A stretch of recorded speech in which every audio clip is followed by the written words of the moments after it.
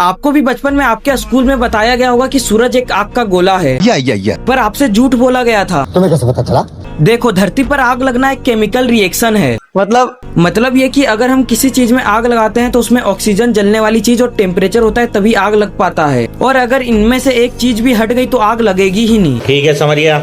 आप ये तो समझ गए, पर अब आप ये सोचो कि स्पेस में तो ऑक्सीजन है ही नहीं, तो सूरज पिछले 4.5 बिलियन सालों से जल कैसे रहा है? ये गड़बड़ है बाबा। तो ज्यादा कंफ्यूज मत हो, मैं बताता हूँ। पहले ये देखो, तो सूरज एक्चुअल में जल ही नहीं रहा है। ये क्या सुन रहा हूँ मैं? आपने सही सुना, और सूरज पर आग जैसी चीज एग्जिस्ट ही नहीं करती है। ऐसा कैसे हो सकता है? ऐसा इसलिए होता है क्योंकि सूरज लगभग 75% हाइड्रोजन और 25% हीलियम से मिलकर बना है, और साथ ही में सूरज की ग्रेविटी ऑफ प्रेशर बहुत ज्यादा होती है।